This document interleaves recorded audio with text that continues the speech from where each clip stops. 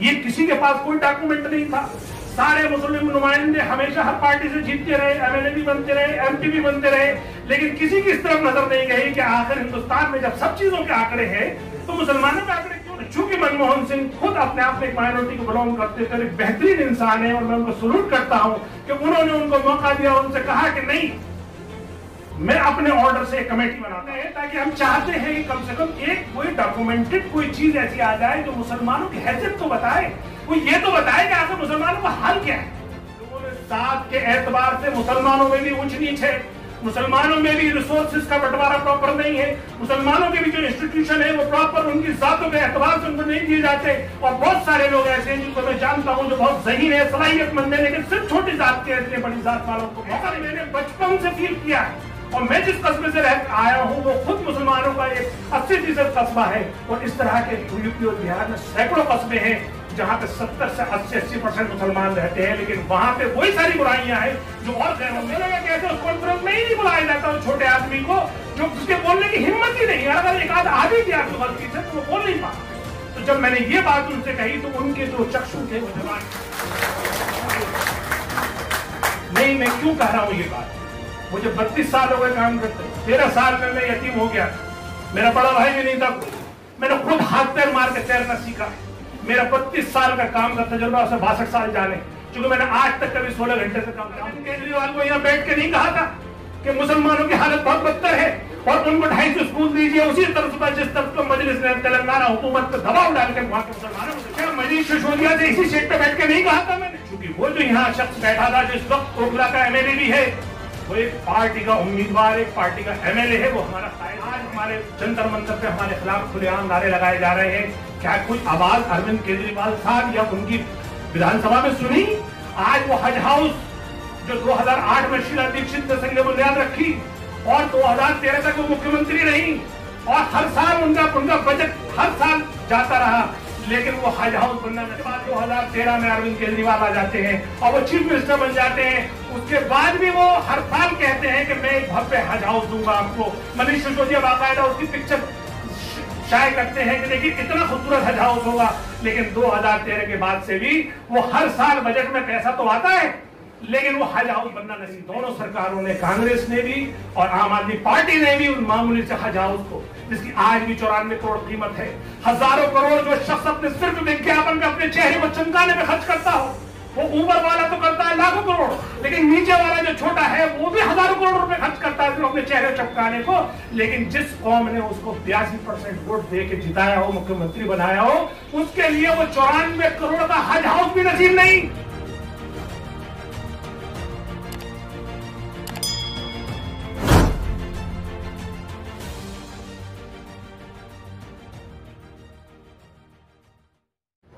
मौजूद ख़वातीन और हज़रात, अस्सलाम वालेकुम व रहमतुल्लाह।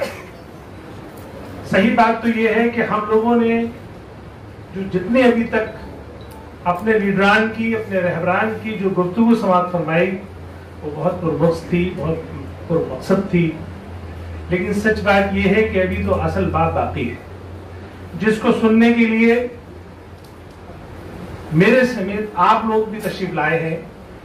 और इसमें कोई दो राय नहीं कि अल्लाह ताला जिसको चाहता है ऐसी दौलत से नवाजता है और वो दौलत अल्फाज की दौलत है। आप ये समझ लीजिए कि अल्लाह ताला जब किसी के से काम लेना चाहता है तो उसके अल्फाजों में असर भी डाल देता है। वो ऐसे पुरअसर अंदाज में गुफ्तगू फरमाता है कि लोग उसके दीवाने हो जाते हैं, और वो नाम है अख्तुल ईमान। तो मैं आपकी समखराशी नहीं करूंगा, लेकिन मैं देख रहा हूं कि यहाँ नौजवान तबका ज्यादा है और इस नौजवान तबके में जाहिर है कि प्रोफेशनल होगा, और जब प्रोफेशनल है तो मैं चाहता हूं कि आज के टॉपिक पे प्रोफेशनली बात की जाए। सियासी गुफ्तगू कई हमारे जो प्योर पॉलिटिकल लीडरान हैं उन्होंने फरमा दी। आज का जो टॉपिक है कि हिंदुस्तान में जात पात पर मबनी सियासी निजाम में कमजोर तबकात का इस्तेहसाल और उसका हल। मेरे भाई, ये एक ऐसी सच्चाई और हकीकत है जो हजारों साल से इस मुल्क में जात और पात का सिस्टम चलता चला आया है। जिसने नहीं पढ़ा और जब नहीं पढ़ा वो उसकी गलती थी। दीवार पे तो साफ साफ लिखा था कि ये मुल्क का जो मिजाज है ये जात और बिरादरियों में बटा हुआ है, इसीलिए एक तबका दूसरे तबके पर जुल्म कर लेता है। इसी वजह से हजारों साल एक बड़ा तबका एक छोटे तबके का गुलाम रहा। उसके बाद इस मुल्क में इस्लाम का एंट्री होती है। जब इस्लाम यहाँ आता है तो वो मसावात का दर्स देता है, वो बताता है कि इंसान इंसान के कैसे बराबर है। लेकिन चूंकि यहाँ की जो माहौल है उसमें इस कदर जातियात, इतनी जात पात जकड़ी हुई थी कि उसका असर भी इतना नहीं हो पाता, और जितना भी हो पाता है तो वो इतना हो पाता है जिस तादाद में हम लोग यहाँ मौजूद हैं। यानी हम वही लोग हैं जो मूल निवासी हैं हिंदुस्तान के। बाहर से तो कोई अगर लोग आए भी होंगे अरब से या किसी और मुल्क से, तो होंगे वो 1%, आधा परसेंट या 1/4%। बाकी तो सब मूल निवासी हैं हिंदुस्तान के, जो इस्लाम की नसीहत और इस्लाम की जो पैगाम था उससे मुतासिर होकर इस्लाम कबूल किया। लेकिन वो भी खातिर खा उतनी तादाद नहीं हो पाई कि पूरे मुल्क की फजा बदल देते, और वो चलते चलते आखिरकार वो 47 आ जाता है, और 47 में फिर मुल्क का बंटवारा हो जाता है। और मुल्क बंटवारा होने के बाद दो कौमी नजरिए जो जिसपे बहस चल रही थी वो वहां खत्म हो जाती है, और एक तबके को उस बंटवारे के लिए जिम्मेदार बनाकर उसको एक तरह से एहसास कमतरी में मुब्तला कर दिया जाता है, और एक बड़ा तबका अपने आप को सियासी पूरी कश्ती का मालिक समझते हुए इस मुल्क को चलाता है। लेकिन उसके चलाने के बाद भी जो इस्तेसाल होता है वो रुकता नहीं है। यानी जो निजाम जो हजारों साल से चला आता है, जैसे मेरे साथी राजीव रियाज साहब ने बताया कि जिस तरह से जो पहले जो जुल्म था उसका सिर्फ शक्ल बदल गई लेकिन जुल्म बाकी रहा, और हमारे साथ तो एक स्पेशल जुल्म हो गया है। जैसे अभी आदिल हसन आजाद ने कहा कि 9 अगस्त को प्रेसिडेंशियल ऑर्डर के थ्रू दो मज़हब को मना कर दिया गया कि यानी जो इस्लाम में होगा या क्रिश्चियन होगा, और उसको उस मराद से भी दूर कर दिया गया जो कि बाबा साहब ने बाकायदा हर हिंदुस्तानी के लिए तजवीज की। बात यही नहीं रुकती। हमारे जो काबरीन थे, हमारे जो बुजुर्गान दीन थे, हमारे जो लीडरान थे, उनको ये बात दीवार पे लिखी हुई समझ में ही नहीं आई, और वो इस बात को तस्लीम ही नहीं करने को तैयार थे कि आखिर ये जो बीमारी और गैर तबकों में है यानी गैर मुस्लिमों में है वो उतनी ही शिद्दत से उतनी ही तादाद में मुसलमानों में भी, और ये हिपोक्रेसी मुसलमानों के अकाबरीन में रही। अगर ये हिपोक्रेसी ना होती और इस सच्चाई को अगर वो समझ लेते तो आज भीमराव अम्बेडकर साहब की जो अर्जी थी, तो भीमराव अम्बेडकर साहब की जो ख्वाहिश थी कि मैं जिंदा तो हुआ हूं, मैं पैदा तो हुआ हूं हिंदू मजहब में, लेकिन मैं मरना नहीं चाहता हिंदुओं के, तो उसके बहुत ज्यादा इम्कान थे कि वो मुस्लिम होते और आज हम अक्सरियत में होते। लेकिन हमें उस वक्त के अकाबरीन ने वो उस इबारत को पढ़ा नहीं था। वो दीवार पे लिखी हुई थी बात कि मुस्लिम यानी हिंदुस्तान के मुसलमानों में भी वही जात सिस्टम है जो गैरों में है, उसी तरह का इस्तेसाल किया जाता है, उसी तरीके से हमारे यहाँ भी वही कमियां हैं जो दूसरों की हैं। मैं ये बात आपको यहाँ इसलिए गोश्त गुजार कराना चाह रहा हूँ, मैं आपको एहसास कमतरी में डालना नहीं चाहता, लेकिन मैं आपसे हकीकत को रूबरू कराना चाहता हूँ। एक ऐसा वाकया सुनाना चाहता हूँ जिससे आपकी आंखें खुल जाएंगी। मेरे तवज्जो उन नौजवानों की है, उन नौजवानों की तरफ है जो प्रोफेशनल है। क्योंकि एक प्रोफेशनल एक आर्टिकल लिखता है, वो आर्टिकल इंडियन एक्सप्रेस में छपता है, और वो आर्टिकल को मनमोहन सिंह पढ़ लेते हैं, और वो आर्टिकल लिखते हैं अबू सालेह शरीफ साहब। और अबू सालेह शरीफ साहब चूंकि एक इकोनॉमिस्ट थे, और अबू सालेह शरीफ साहब अपनी एक जो भी समझ थी उस समझ के एतबार से हिंदुस्तान की कास्ट सिस्टम, हिंदुस्तान का जो माशी निजाम है, हिंदुस्तान का जो सोशल स्टेटस है, हिंदुस्तान का जो पॉलिटिकल स्पेक्ट्रम है, उस पर वो आर्टिकल लिखते हैं। और वो आर्टिकल इतना जामे होता है कि उसे मनमोहन सिंह पढ़ लेते हैं, और मनमोहन सिंह पढ़ के इतने मुतासर होते हैं कि उनको वो टेलीफोन करते हैं। मनमोहन सिंह उस वक्त प्राइम मिनिस्टर होते हैं, और Manmohan Singh as a prime minister के पास फोन पहुंचता है, जबकि वो अबू सालेह शरीफ साहब सिर्फ NACR में एक प्रोफेसर की हैसियत से थे, एक इकोनॉमिस्ट की हैसियत से थे, और उनको तलब कर लिया जाता और उनसे कहा जाता है आपने तो बेहतरीन बात लिखी है, आपने माइनॉरिटी के हवाले से जो लिखा है उसने मेरी आंखें खोल दी। तो वो उनकी जब गुफ्तगू होती है और वहीं से जन्म लेती है सच्चर कमेटी। वही अबू सालेह शरीफ साहब, वो एक प्रोफेशनल है, उसकी वो फिक्र है, वो अखबार में एक पीस की तरह आती है, लेकिन जब मनमोहन सिंह के सामने पहुंचती है और फिर जब उनसे गुफ्तगू होती है तो उनसे कहा जाता है कि भाई इस पे तो काम होना चाहिए, ये आज तक डाटा कलेक्ट नहीं हुआ, ये पता ही नहीं चला कि मुसलमानों में क्या बैकवर्डनेस है, क्यों बैकवर्डनेस है, अगर कितने इनमें पढ़े लिखे हैं, इनका पढ़े लिखे होने का लेवल क्या है, ये सोशल स्टेटस क्या है, इनका पॉलिटिकल स्टेटस क्या है, इनका इकोनॉमिक स्टेटस क्या है, ये किसी के पास कोई डॉक्यूमेंट नहीं था। सारे मुस्लिम नुमाइंदे हमेशा हर पार्टी से जीतते रहे, एमएलए भी बनते रहे, एमपी भी बनते रहे, लेकिन किसी की इस तरफ नजर नहीं गई कि आखिर हिंदुस्तान में जब सब चीजों के आंकड़े हैं तो मुसलमानों के आंकड़े क्यों नहीं। तो चूंकि मनमोहन सिंह खुद अपने आप में एक माइनॉरिटी को बिलोंग करते थे, एक बेहतरीन इंसान है और मैं उनको सलूट करता हूं कि उन्होंने उनको मौका दिया और उनसे कहा कि नहीं, मैं अपने ऑर्डर से एक कमेटी बनाता हूं। वो पार्लियामेंट से कमेटी नहीं बनी है, सेक्शन कमेटी, उन्होंने अपने ऑर्डर से वो कमेटी बनाई और वो कमेटी बनाने के बाद फिर उसमें तलाश की जाती है भी किस किस को रखें इसमें।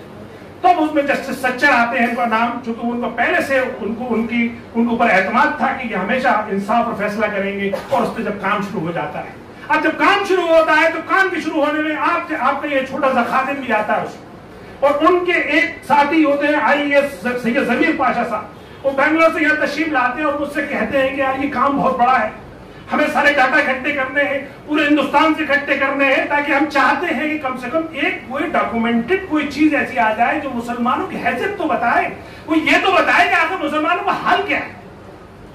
खैर उस पर काम शुरू होता है और मेरे जैसे और बहुत सारे खादिम लग जाते हैं, लेकिन वो इस बात से नावाकिफ थे, लिख तो उन्होंने दिया, लेकिन वो इस बात से नावाकिफ थे कि आखिर इसकी असल वजह क्या है, मुसलमान इतना बैकवर्ड क्यों है। तो जब मैं उनसे ये कहता हूं कि देखिए इसकी असल वजह यह है कि मुसलमानों में भी वही तमाम बीमारियां हैं जो गैर मुस्लिम्स में है, यानी जिसको आप नजरअंदाज कर रहे हो, आपके साउथ में उन पे वो इतनी नुमाया नहीं है, लेकिन नॉर्थ में वो खूब नुमाया है। लोगों में जात के एतबार से मुसलमानों में भी ऊंच नीच है, मुसलमानों में भी रिसोर्सेज का बंटवारा प्रॉपर नहीं है, मुसलमानों के भी जो इंस्टीट्यूशन है वो प्रॉपर उनकी जातों के एतबार से उनको नहीं दिए जाते, और बहुत सारे लोग ऐसे हैं जिनको मैं जानता हूं जो बहुत ज़हीन है, सलाहियतमंद है, लेकिन सिर्फ छोटी जात के इतने बड़ी जात वालों को मौका नहीं देते। ऐसा मैंने बचपन से फील किया है, और मैं जिस कस्बे से आया हूं वो खुद मुसलमानों का एक 80% कस्बा है, और इस तरह के यूपी और बिहार में सैकड़ों कस्बे हैं जहां पे 70 से 80% मुसलमान रहते हैं, लेकिन वहां पे वही सारी बुराइयां हैं जो और गैरों में हैं।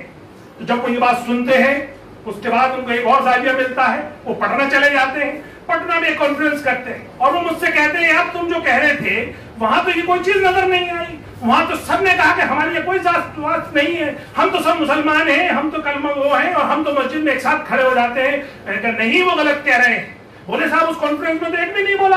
मैंने कहा बोलेगा कैसे, उस कॉन्फ्रेंस में ही नहीं बुलाया जाता उस छोटे आदमी को जो जिसके बोलने की हिम्मत ही नहीं, अगर एक आध आ भी दिया तो गलती से तो वो बोल नहीं पाता। तो जब मैंने ये बात उनसे कही तो उनके जो चक्षु थे वो खुल गए। उन्होंने कहा अच्छा ये भी बात है। मैंने कहा ये असल बात है, इसको समझिए और इसको आप पॉइंट आउट करिए। तो पहली बार हिंदुस्तान में मुसलमानों के ताल्लुक से जो डॉक्यूमेंट आया वो सच्चर कमेटी आई, और सच्चर कमेटी ने बाकायदा अपने रिकमेंडेशन में ये बताया कि न सिर्फ ये तालीमी एतबार से बैकवर्ड है, न सिर्फ ये सोशली एतबार से बैकवर्ड है, बल्कि इनमें भी जात सिस्टम वैसे ही है जैसा कि हिंदुओं में। तो पहला डॉक्यूमेंट आया दोस्तों उस प्रोफेशनल की वजह से।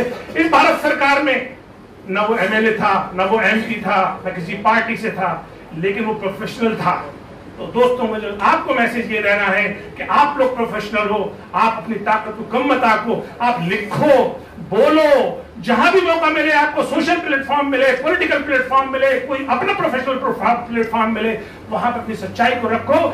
दुनिया देख रही है, आजकल दुनिया इतनी वेल कनेक्टेड है कि जो भी बात जिस कोने में भी कही जाती है बहुत जल्दी पहुंच जाती है। अगर वो असर रखती है तो बहुत जल्दी असर पहुंच जाता है। दूसरी एक और बात मैं आपको आपकी ताकत के हवाले से बता दूं। उस दिन मैं अपूर्वानंद को सुन रहा था, अपूर्वानंद ने कहा, और सत्यहिंदी.com पे उनका मजाक करा था, उन्होंने कहा कि देखिए ये मुस्लिम नौजवानों की ताकत है कि इतने बुरे वक्त में भी वो अपने मसाइल को उठा रहे हैं और लगातार उठा रहे हैं। और वो जो हरियाणा का उन्होंने वाकया जिक्र किया, उन्होंने कहा कि हरियाणा में जो जिस लड़के ने यहाँ गोली चलाई थी जामिया में और वो लड़के जमानत पे छूट गया था, उसने फिर दोबारा से बदतमीजी जो हरियाणा में जाके की, वो उन नौजवान मुस्लिम की कोशिश थी कि उसको फिर अरेस्ट किया गया और फिर उसको उसकी बदतमीजियों से या जो जहर फैला रहा था उससे वो रोका गया। तो ये मैंने दो वाकये सुनाए आपके प्रोफेशनल के और नौजवान के।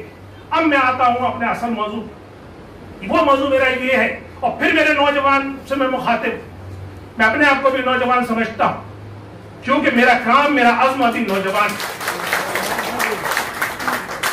नहीं, मैं क्यों कह रहा हूं ये बात? मुझे 32 साल हो गए काम करते, 13 साल में मैं यतीम हो गया था, मेरा बड़ा भाई भी नहीं था कोई, मैंने खुद हाथ पैर मार के तैरना सीखा है। मेरा 32 साल का काम का तजुर्बा, उसे 62 साल जाने, क्योंकि मैंने आज तक कभी 16 घंटे से काम नहीं किया। इसलिए मुझे मालूम है कि मैं 62 साल का एक्सपीरियंस कह सकता हूं, लेकिन मैं अब तक काम करता चला आया था सिर्फ सोशल सेक्टर में, एजुकेशन सेक्टर में, अपने मजहबी उमूर पे भी मैंने बहुत सारे काम किए और अपने फैमिली को और अपने आप को भी बनाया और मुझे अपने बिजनेस भी रन करनी थी।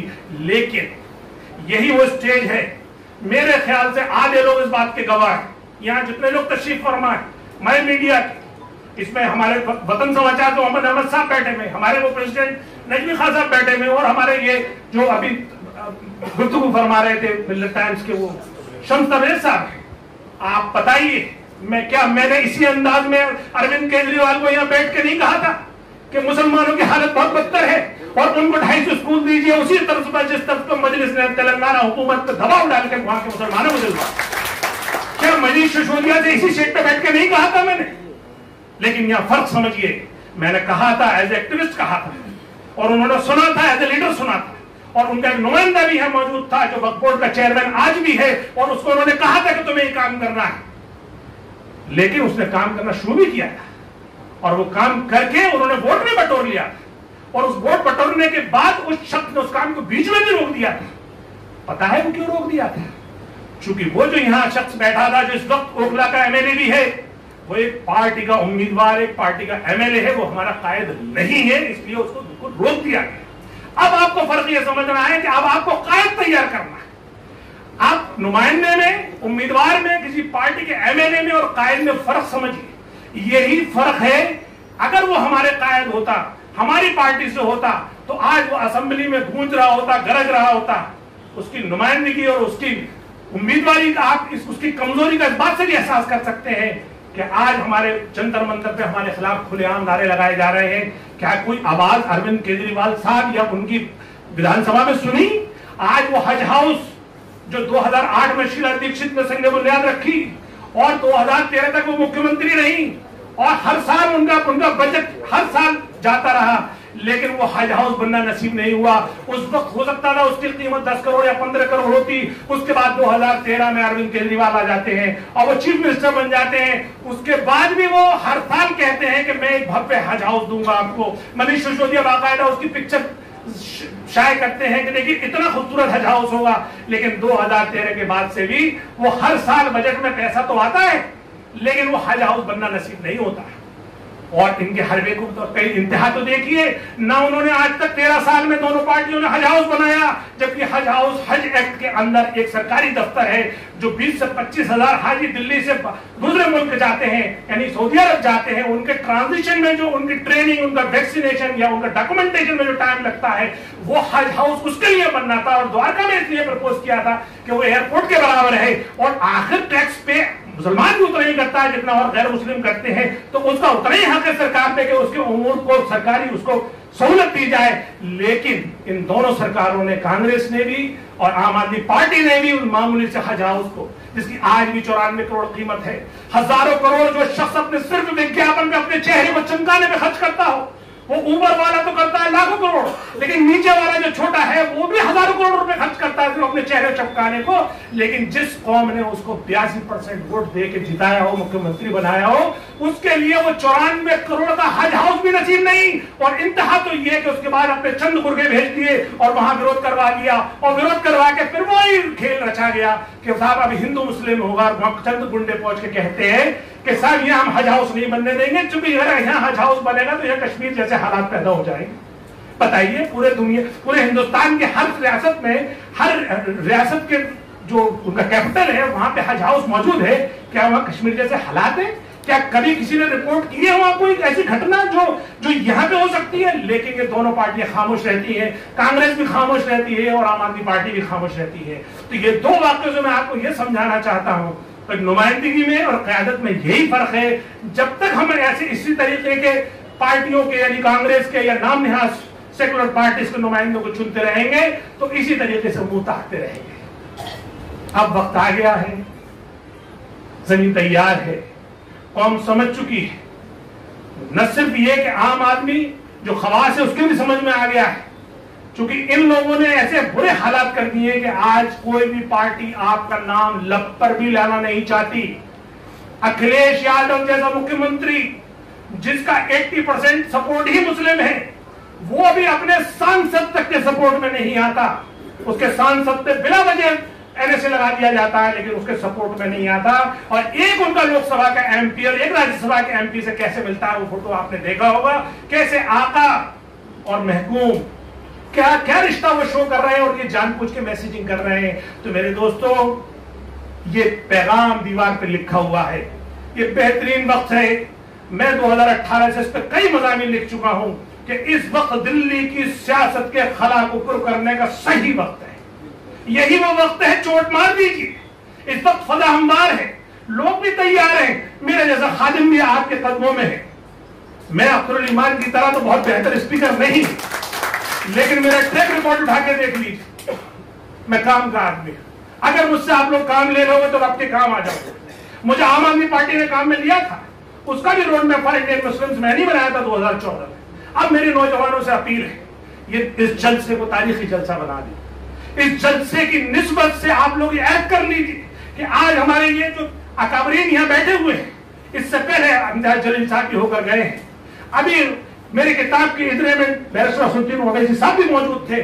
उन्होंने भी आपके दानिशवरान दिल्ली से बाकायदा गुफ्तगू की थी, ओपन हाउस था और ऐलान कर दिया था उन्होंने कि जो चाहो, जैसा चाहो और जब चाहो सवाल पूछो। 1 घंटे तक लोग सवाल पूछते रहे और उसमें वो कद्दावर शख्सियात थी, ऐसी ऐसी मायना शख्सियात थी जिन्होंने 40-40 साल से उनकी मुखालफत की थी और उसके दूसरे दिन ही उनके मार्फत में उन्होंने आर्टिकल लिखे।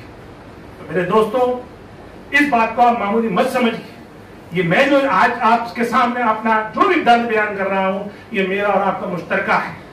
हो सकता है कि मैं आपसे थोड़ा सा कंफर्टेबल पोजीशन में हूं, लेकिन बाकी हमारी आपकी परेशानियां सबकी एक है। और जिस तरह से बिहार में अख्तरुल ईमान साहब ने तहरीक रकम की, मैं समझता हूं वही बिहार के लोग, वही उत्तर प्रदेश के लोग, वही और दूसरे सूबों के लोग मिलकर इंशाअल्लाह दिल्ली की तारीख खत्म करेंगे।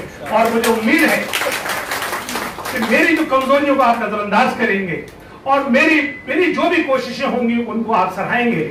और मैं अपने लीडर अख्तरुल ईमान साहब से भी दरखास्त करता, मैं अपना लीडर मान रहा हूं। वो एक अलग बात है कि मैं भी एक सूबे का सदर हूं, वो भी एक सूबे का सदर है, लेकिन सच्चाई ये है कि जो उनकी खिदमत है अभी मैं उनके आसपास भी नहीं हूं और मुझे कोई गलतफहमी भी नहीं है। मैं ये चाहता हूं कि मैं सीखूं, मैं इम्तियाज जलील साहब से सीखूं, मैं बैरिस्टर असदुद्दीन ओवैसी साहब से सीखूं, क्योंकि सीख के ही बात बनेगी। अब तक हमारी कौम के जो लीडरान रहे हैं उन्होंने सिर्फ हमें मसल से, पैसे से और धौस से और जात से और बिरादरियों से डराया है, हमें खौफ पैदा करा है। हम खुद अपने लीडर से डरते हैं, हमें खुद डर लगता है। ये मैं सच बयान कर रहा हूं आपको। आप चले जाइए उत्तर प्रदेश में, हमारे एमएलए, हमारे एमपी, हमारी कौम के लोग हम पे जुल्म ढाते हैं और हम जुबान खोल नहीं सकते। अल्हम्दुलिल्लाह एक ऐसा मर्द मुजाहिद आ गया है और वो हैदराबाद से चला है। उसने पहला पड़ाव महाराष्ट्र में डाला और दूसरा पड़ाव बिहार में डाला और तीसरा पड़ाव की पूरी तैयारी उत्तर प्रदेश में और चौथा दिल्ली में। और जैसे ही 6 राज्य कंप्लीट होंगे, आप नेशनल पार्टी बन जाओगे, आप सियासी कुव्वत पा जाओगे, आप वो वकार पा जाओगे जिसको आपकी आंखें तरस रही हैं, जिसको आपके असलाफ ने इस्तेमाल किया है, जिसको आपने फील किया है। और अगर अब भी नहीं समझे तो तैयार हो जाओ, तुम्हारी नस्लें, तुम्हारी जो औलादें हैं वो इतना बुरा वक्त देखेंगी जिसका तुम तसव्वुर भी नहीं कर सकते। रोहिंग्या तो सिर्फ एक मिसाल है, रोहिंग्या वाला जो मामला है वो तो एक सिर्फ मिसाल है। इससे भी बदतर हालात हो सकते हैं अगर आपने आज बंद नहीं लगाया। इतनी तेजी से कौम नीचे जा रही है, इतने मसाइल बढ़ते चले जा रहे हैं, लेकिन हमारे पास कोई इंतजाम नहीं है। हमने सारी हमारी मजहबी लीडरशिप, हमारी सोशल लीडरशिप, हमारी और दूसरी जो सियासी लीडरशिप है, सबने हमें फेल किया। मैं यकीन के साथ बहुत जिम्मेदारी से ये बात कह रहा हूं। हमें न वो हमें ईमान का जज्बा है, न वो हमें समाज में हमारे एक्टिविज्म है और न सियासत में हमारी सूझबूझ है, न शऊर है। तो अब ये चंद लोग निकले हैं और आप लोगों के सामने ये आए हैं, ये लेकर आए हैं, ये बैरिस्टर साहब का पैगाम लेकर आए हैं कि आप एक हिंदुस्तान की सियासत में जमहूरियत की हिफाजत करने के लिए आओ और अपने आईन की रस्सी को मजबूत से पकड़ लो। और दूसरा, जो आपके बराबरी जो मजलूम तबका है, वो दलित, उसको भी अपना भाई बनाना। जब कुरान फरमाता है कि आप में और उनमें कोई फर्क नहीं है, तो आप कौन होते हैं उनमें फर्क करने वाले? इसलिए उनको भी अपना भाई बना लो। और आज अब तक मैं कम से कम 25 से 30 संगठनों से बात कर चुका हूं, दलितों से। आज भी बेहतरीन जो उनका पूरे 151 संगठन है, उनका ऑल इंडिया का एक वाल्मीकि अध्यक्ष बना, जो डॉक्टर है आपके पटना से, और एक उनका जनरल सेक्रेटरी बना जो तेलंगाना से है, और एक उनका जो सरबराह है वो दिल्ली से है। वो तीनों चारों लोग आज मुझसे मिलने आए, और कसम खुदा की उनकी आंखों में जो उम्मीद थी और जो उनकी रोशनी थी, और जो उन्होंने मुझसे गुफ्तगू की है 2 घंटे में, हमारे राजीव रियाज साहब मौजूद थे वहां पे। और मैं आपको यकीन से कह रहा हूं कि एक इंकलाब बर्पा होने वाला है। खासतौर से वाल्मीकि जो कम्युनिटी है वो बिल्कुल तैयार है असदुद्दीन ओवैसी साहब की लीडरशिप में काम करने के लिए, आपकी मजलिस के झंडे के नीचे काम करने के लिए, इस प्लेटफॉर्म को अपनाने के लिए। तो मेरे दोस्तों बुजुर्गों, आप एक हो जाओ। अभी आप में आपकी सफों में इत्तेहाद नहीं है, अभी आपको लोग बरकरार रहे हैं और आप बटे हुए हो। और आपसे मुराद मेरा, आप वो मौजूद नहीं है जो लोग यहाँ मौजूद हैं, आप लोग तो मेरे हो, लेकिन आपसे मुराद मेरी वो है जो हमारी पूरी कौम है। अब आप हमें इस काम को आप सियासी काम मत समझिए, मजलिस को आप सियासी पार्टी मत समझिए, सियासत से भी ऊपर समझिए, और इस काम को सियासी मत समझिए, इसको आप फरीजा समझिए। इसको आपको ईमान का, इंसानियत का, अपनी नस्लों का वास्ता कि आप इसको अपना फरीजा समझ के काम करिए, और घर घर जाइए, एक एक आदमी को कन्विंस करिए। इसी तरीके से खामोश इंकलाब आया करता है, यही तरीके हैं, और कोई तरीका नहीं है। मैंने आपका बहुत वक्त लिया, लेकिन मेरी मजबूरी थी कि ये जज्बात आप तक मुझे पहुंचाने थे, लेकिन आपने मुझे इतने इत्मीनान से सुना है, इसके लिए मैं आपका कर्जदार हूं, और मैं शुक्रगुजार हूं। अपने तमाम मेहमान का मैं शुक्रगुजार हूं, उन्होंने भी मेरे बोलने पे किसी तरह की कोई कसमसाहट नहीं दिखाई, और मैं अपने नाजिम का भी शुक्रगुजार हूं, उन्होंने भी मुझे कोई पर्ची नहीं थमाई। बहरहाल बहुत शुक्रिया। वाखिर दावाना अल्हम्दुलिल्लाहि रब्बिल आलमीन। अस्सलामु अलैकुम।